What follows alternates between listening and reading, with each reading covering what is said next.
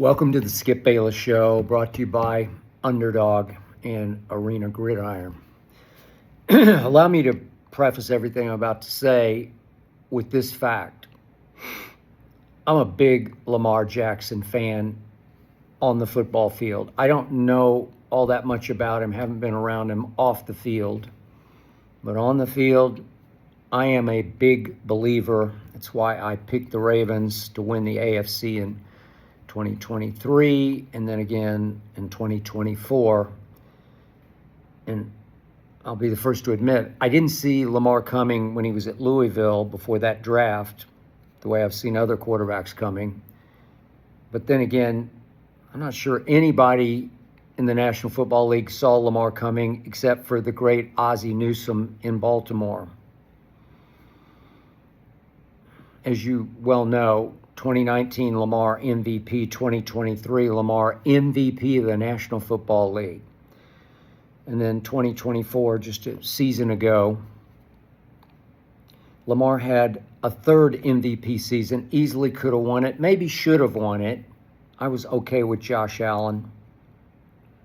But Lamar a year ago went 41 touchdowns to 4 interceptions, led the entire league in QBR for the second time, led the entire league in total offense, and solidified himself as a top 5 quarterback. Sometimes over the last 3 years, I've thought top 1 quarterback, but obviously I couldn't validate it with his performance in the postseason where he's now 3-5.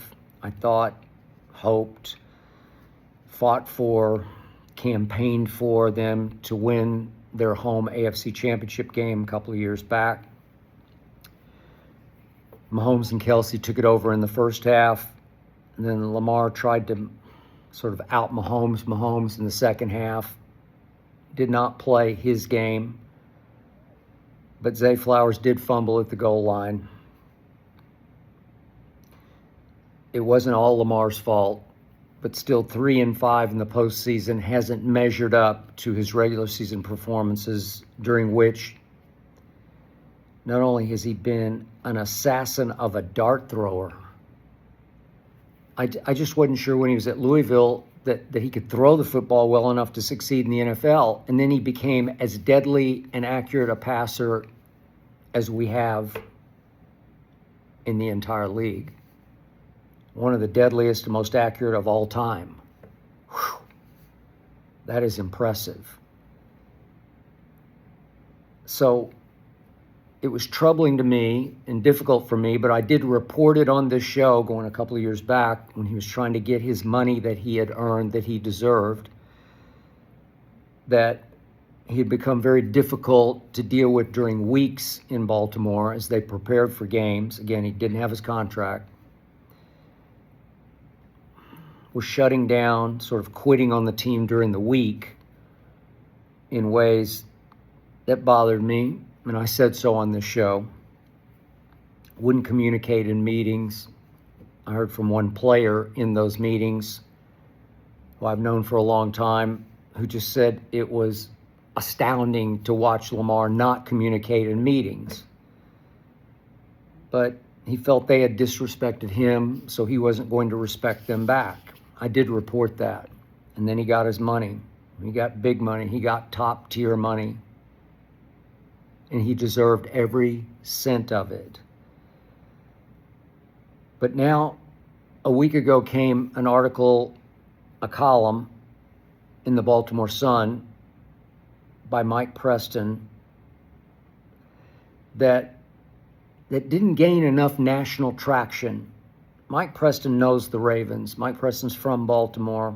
I don't know Mike, but I know of him, have high regard for him and his work as he sort of fought his way up the ladder there, played in the offensive line at Towson State. And he got guts. He knows that organization. He knows all the people in the organization, knows a lot of players in the organization. And he wrote it from sources that John Harbaugh has, I'll just paraphrase some of the article, he's just grown tired of Lamar and his behavior, that Lamar occasionally has fallen asleep in meetings, that he now loves to play video games into the night, even during the regular season, and that they have actually accommodated his video game sort of habit, if you will, by moving practices further back into the afternoon so he doesn't have to come in quite so early.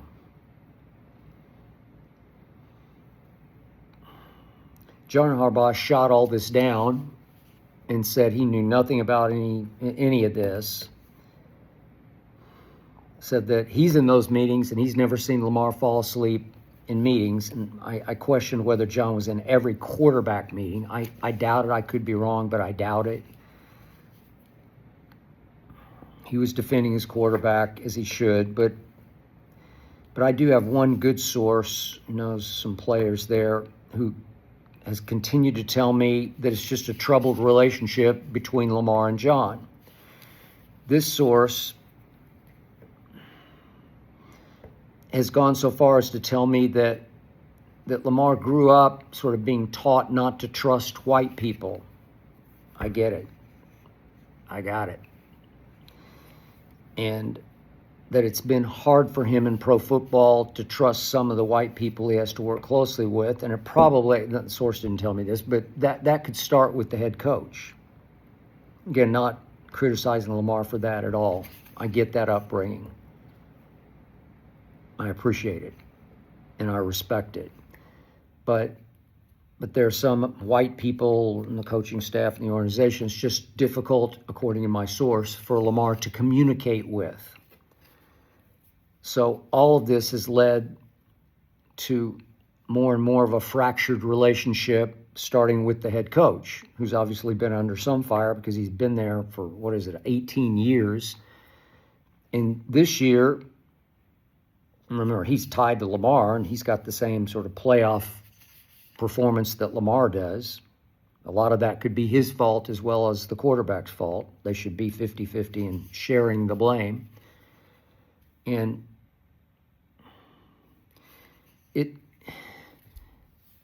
it's perplexing to me that all of a sudden this came out now. And I don't know this, but some of it had to come from John Harbaugh, because this year has been, talk about troubled. Man, all of a sudden I'm watching that opening Sunday night game, and the Ravens are up, 40-25 going to the fourth quarter, 40-25, and I thought, voila, there's the AFC Super Bowl representative right before your very eyes on big national display, Sunday Night Football. And the defense fell apart. Obviously, Derrick Henry fumbled. That opened the floodgates for Josh Allen and company. And Baltimore lost. And then Baltimore lost again and again and again. And as you know, Baltimore suddenly didn't look at all like Baltimore. What?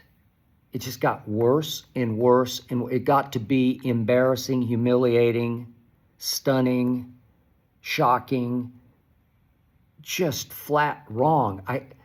I've known so many people who played for the Ravens or have been in the front office for I've known a bunch of people play like a Raven. The culture is as strong as any culture that obviously emanated from Ray Lewis on through the years, as any NFL culture. Again, fueled by the great Ozzie Newsome, who was in charge for these many years and still advises at the very top of the organization. And this thing went off the rails this year, and week after week, Lamar would be listed on the injury report with this, and then that, and this, and then that, and this, and then that. Never seen anything like it. Is he going to come back? Is he going to play? Is he not going to play? And when he did come back and when he did play, he didn't look like Lamar.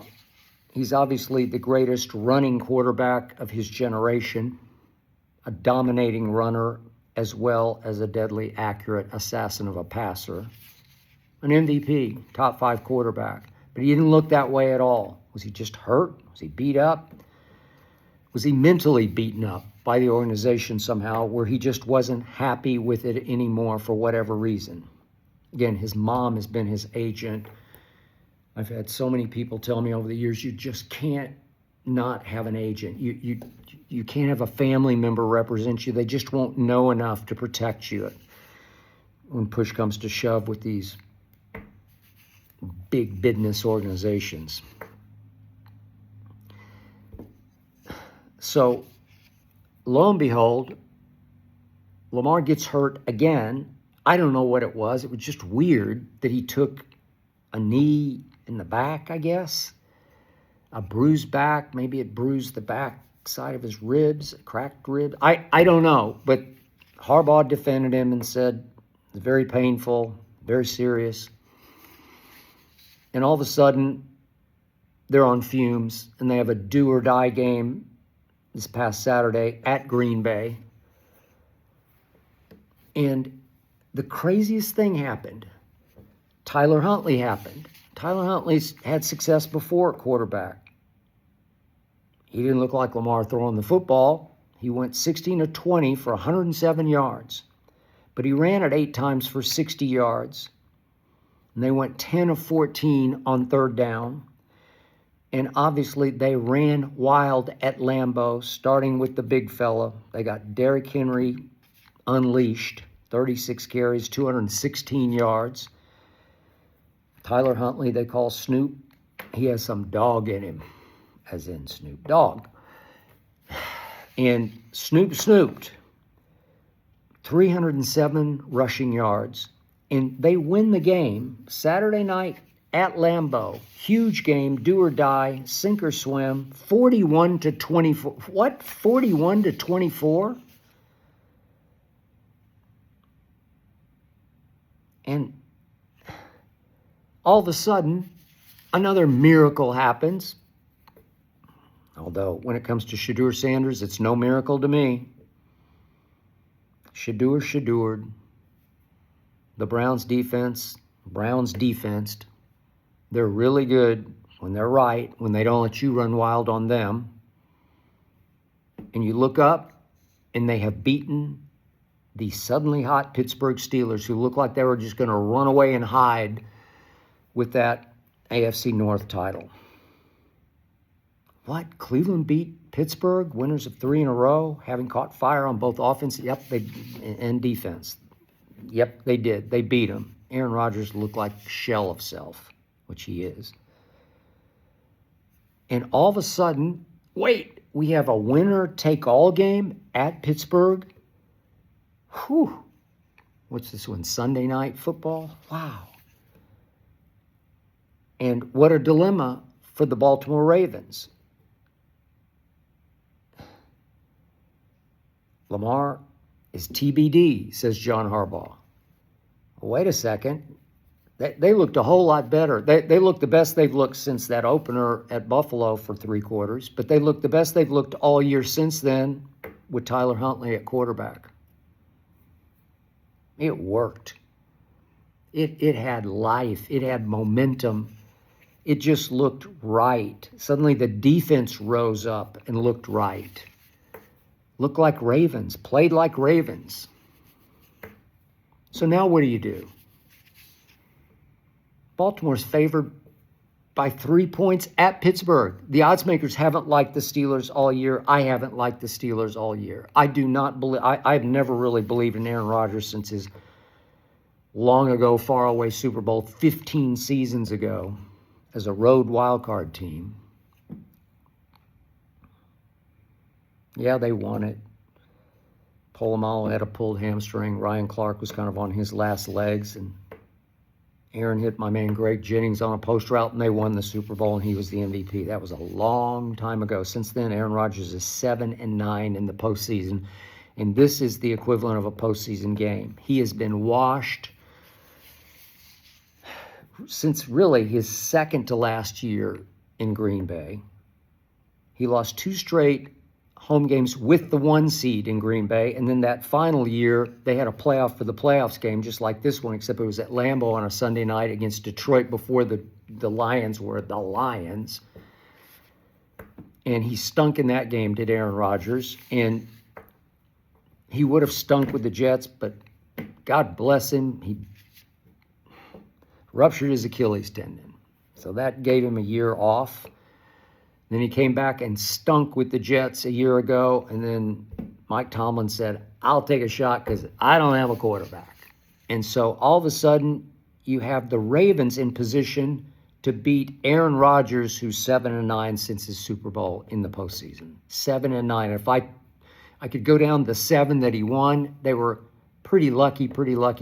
Circumstantially, pretty lucky. I love Baltimore in this game, but that's with Tyler Huntley at quarterback.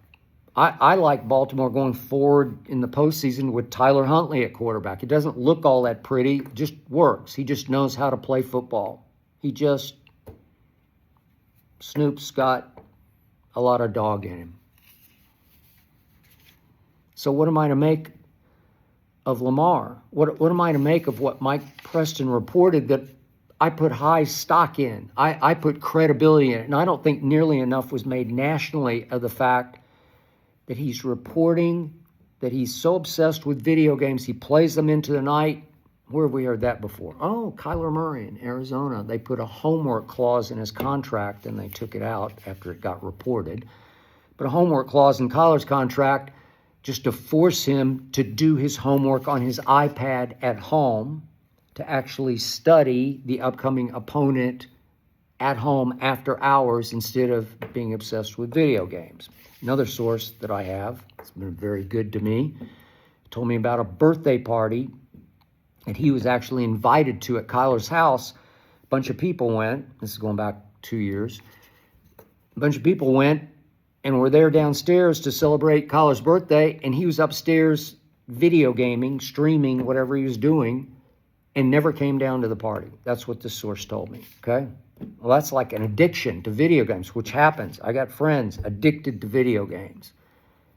So is Lamar falling into that trap? What about his attitude when he comes to work? Is he sick and tired of some of the people? Is there a black-white impasse going? Some mistrust, distrust?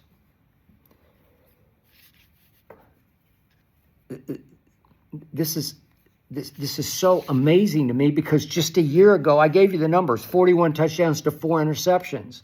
They gave him his money knowing some of these habits, if not all of these habits before.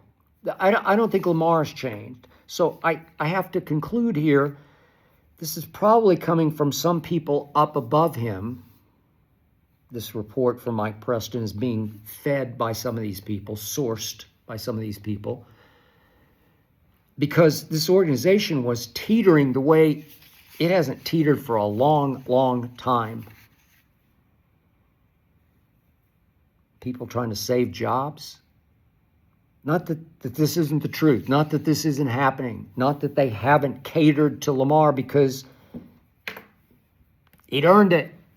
He deserves it. I know there's a line you can't cross where you can't. I got to take one sip of Diet Mountain Dew. There's a line with every superstar when there's some point where it just becomes more trouble than it's worth. Football's a unity game. It's a team. It's the ultimate team sport. And there comes a point, I don't care how great you are at the toughest position to play in sports, there comes a point where somebody upstairs finally has to say, we can't win with that. As great as you are, as MVP great as you are, you still haven't shown us a Super Bowl. You lost a home in an AFC championship game. So he hasn't validated in the postseason. Is he capable? I picked him. Yes, I believe he's fully capable. Am I troubled by what happened this year? Deeply. And obviously I'm not a Raven fan. I'm not around them, so I don't know them. I just like him. I like the way he beat the odds and beat the critics, beat the naysayers, beat the draft experts, just beat them all to hell, and went out and could have won 3 MVPs in, 8 years in. That's ridiculous performance. Ridiculous. Hasn't validated in the postseason. And it's all about the postseason. Capable? Sure he is.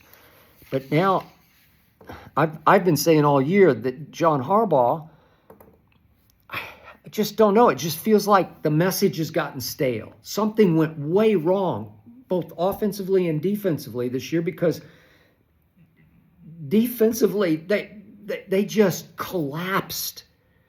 And yet, a miracle happened, and they got raised from the dead by Tyler Huntley and Shedeur Sanders. That's what happened. Raised from the dead by those two. Who knew? And here they are, damned if they do or don't. Do you go with Tyler Huntley? You better. You just better. Is Lamar really hurt? I'm sure he's hurt some. Is he too hurt to play?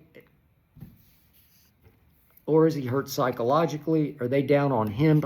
I'm sure they all, it just sounds like it's fractured. And it may not get put back together before this year is over, which leads to the final conclusion. Mike Preston suggested this. Maybe it's time to look into trading Lamar. He's from, I guess, Pompano Beach, but South Florida. Would he love to play for the Dolphins? You better believe he would. Do they need a quarterback? Yes. Is Quinn Ewers the answer? No. I like Tampa Bay. Quinn Ewers, I still have no idea how Tampa blew that game after Baker threw for 364, and they just lost their way. Quinn Ewers is not the answer. I watched him a lot at Texas. I'm an Oklahoma fan. Never feared him. Never feared Quinn Ewers. 7th-round draft pick. Didn't get it. Didn't get why or how Quinn Ewers kept Arch Manning on the bench for 2 full seasons. What? Seriously? Not the answer. Tua, I said from the start, I said before he was drafted, I think he had 8 different surgical procedures while he was at Alabama. No, will always be fragile.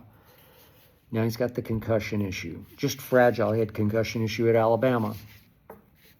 No. They need a quarterback. Maybe if they give the sun and the moon for Lamar and take on the big salary, maybe it would work. Maybe both teams need a fresh start. But to me, when push comes to shove, it just feels like Lamar is so good, so great, that I'm just wondering if the owner has to make a choice between coach and quarterback. 18 years of John Harbaugh, maybe they just don't hear his voice anymore. Not that he isn't a really good head coach. Obviously won a Super Bowl. It's another long ago. What was it, 2012 season? It's a long time ago. Beat his brother in the Super Bowl on a very iffy, uncalled pass interference at the end. But they survived, and they won it. Way to go. But since then, if you look at John Harbaugh, I think I looked this up the other day, it's like over a 13-year span, they've missed the playoffs 7 times. Lost that AFC Championship game. You know, on just pure leadership, when Lamar is on the field and engaged, you want to talk about a baller? I'd want to play for him. I don't love any of this off-the-field behavior that I read about from Mike Preston. I don't love any of it. But is he just unhappy? Is it just the coaching staff? Is there just some clash internally going on that just makes it too hard for him to operate the way he wants to operate? This team follows him into battle. And when they need a big play, I'm talking about big regular season games, they call that number. Yeah, that number will work. It's a very tricky situation. But in the end, for me, if I had to choose, if I were Bisciotti, the owner, I would choose Lamar. Unless Bisciotti knows that it's unfixable. It's just gone past the point of no return. I don't know enough to know if that's the truth. I just know this is all very disturbing, what Mike Preston reported and what John Harbaugh tried to knock down, when I'm just guessing he was, I don't know this for a fact, but I will bet you he was some source for this article to start with, for this column by Mike Preston. I'm rooting for Tyler Huntley, and I'm hoping he's going to play. I'm rooting for the Ravens to beat Aaron Rodgers at Pittsburgh because they are fully capable, and the odds makers say they should and probably will. But there's something right now that's so troubling that I would not like their chances with Lamar Jackson back at quarterback. And my gut feeling is he won't play this week, is Sunday, this Sunday. Maybe you have to give him up to Miami. Maybe you have to make that trade and start fresh. But when push comes to shove, when I look at this track record, could have been 3 MVPs in 8 years. I just say I would try to figure that one out, and I would choose quarterback over 18-year head coach.